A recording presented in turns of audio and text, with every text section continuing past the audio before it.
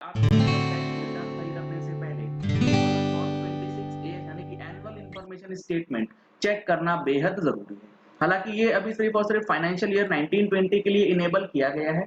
2021 के लिए जल्द ही ये इनेबल हो जाएगा, जिसकी ड्यू डेट जो है रिटर्न फाइलिंग के फिलहाल जो है वो 30 सितंबर है, जो कि एक्सटेंड होने के पूरे पूरे चांसेस हैं।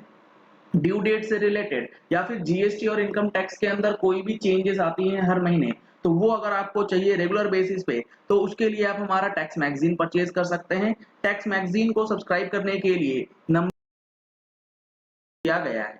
ये आपको इंफॉर्मेशन देखने में तो ऐसा ही लगेगा कि पहले जो फॉर्म 26AS आया करता था सेम पैटर्न पे तो ये आ रहा है, जबकि ऐसा बिल्कुल भी नहीं है।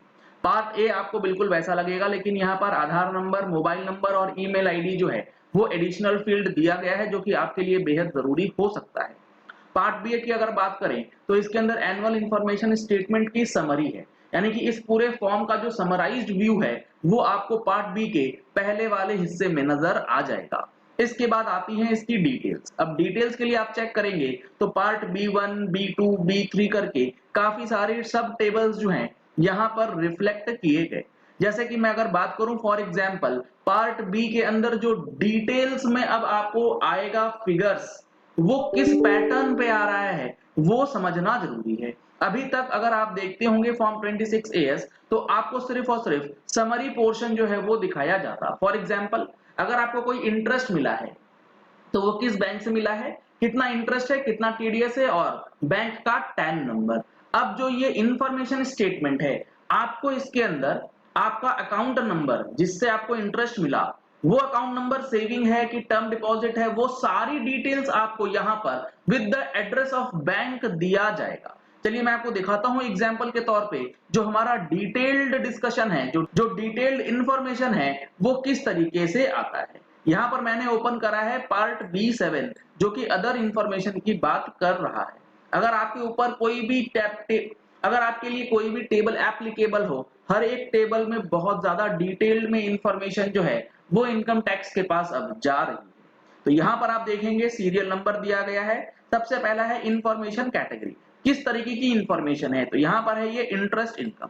Information description, interest income reported by the reporting entity, यानी कि बैंक ने जो इंटरेस्ट इनकम आपके पैन नंबर पे रिपोर्ट किया है वो।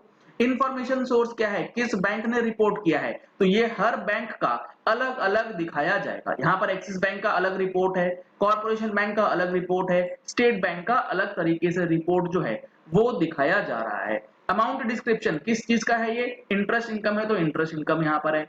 अमाउंट कितना पे किया गया है वो यहाँ पर दे दिया जाएगा। बेसिकली ये इंफॉर्मेशन टेबल है, इसके अंदर कितना टीडीएस कटा उसकी इंफॉर्मेशन नहीं है, आपको बैंक से कितने पैसे मिले हैं, कितनी आपकी इनकम हुई है उसकी इंफॉर्मेशन जो है यहां पर दी जा रही है, जो कि अगर आपने इनकम टैक्स रिटर्न में इंक्लूड नहीं किया तो आपकी परेशानी जो है वो बढ़ सकती है। जैसे यहां पर अब 30,318 का अमाउंट रिफ्लेक्ट किया गया है एक्सिस बैंक के द्वारा। अब यहाँ पर सबसे इंपॉर्टेंट जो है आप देख पा रहे हैं, यहाँ पर अकाउंट नंबर जो है वो आपको इंडिविजुअली शो करेगा कि किस अकाउंट से और उस अकाउंट का टाइप क्या है जिससे आपको इंटरेस्ट कितने का मिला है। तो इस तरीके की डिटेल्स आज से पहले फॉर्म 26AS में आपको नहीं मिलती। तो आप ये कतई ना सोचे कि फॉर्म 26A पहले ही तो था ऐसा, अभी भी ऐसा ही है, क्या दिक्कत आ गई, ऐसा नहीं है। फॉर्म 26AS के अंदर अब ये एडिशनल फील्ड्स जो हैं वो दिए गए। इसी तरीके से जो दूसरा अकाउंट है, हर एक अकाउंट का, एक बैंक में जितने अकाउंट हैं, चाहे आपका वो एफडी का अकाउंट हो, चाहे वो आपका सेविंग्स का अकाउंट हो, सारा डिटेल्स आपको स्टेट वाइज यहाँ पर रिफ्लेक्ट करेगा। इसी तरीके से दूसरे बैंक के अंदर अगर आपका कोई अकाउंट है तो वो भी आपको यहाँ पर दिखा दिया जाएगा, तीसरे बैंक का डिटेल्स जो है वो भी यहाँ पर रिफ्लेक्ट करेगा। तो इंटरेस्ट इनकम की डिटेल्स आपके पास अवेलेबल है, तो इस तरीके से इंफॉर्मेशन जो है अब आपको मिलने वाली है। इसी तरीके से अगर आपका कोई प्रोफेशनल रिसिप्ट है या प्रोफेशनल इनकम है तो उसके लिए भी आपको ब्रेकअप जो है पार्ट B1 के अंदर दिखाया जाता है, जिसमें कंपनी का नाम यानी कि जो आपको पेमेंट कर रहा है उसका डिटेल्स भी यहाँ पर फीड करके दिया जाएगा। जैसे कि इस केस में देख पा रहे हैं आप, रिसिप्ट फॉर प्रोफेशनल सर्विसेज की डिटेल्स जो है वो दी गई कि कितना अमाउंट पे हुआ है, कितना टैक्स डिडक्ट हुआ है और कितना टैक्स जो है वो डिपॉजिटेड है।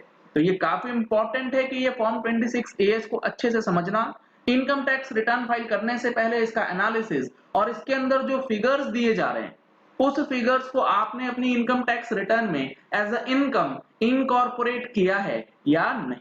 अगर इसकी समरी रिपोर्ट देखनी है तो समरी रिपोर्ट भी आपको पोर्टल पे अवेलेबल हो जाती है। मैंने आपको पहले भी बताया था कि पोर्टल पे कहां से चेक करना है। पोर्टल पे चेक करने के लिए आपको जाना है पेंडिंग एक्शंस। पेंडिंग एक्शंस के अंदर कंप्लायंस पोर्टल ई कैंपेन वाले टैब में जाएंगे तो आपके सामने फॉर्म 26 एएस यानी कि एनुअल इंफॉर्मेशन स्टेटमेंट का टैब जो है वो ओपन हो जाता है, जिसके अंदर आपको समरी और डिटेल 26 एएस दोनों का ऑप्शन अवेलेबल करवा दिया गया है। तो काफी इंपॉर्टेंट है, इस चीज को बिल्कुल भी मिस नहीं करना है। चलिए इस वीडियो को यही एंड करते हैं। आशा करते हैं कि आपको ये पॉइंट क्लियर हो गया।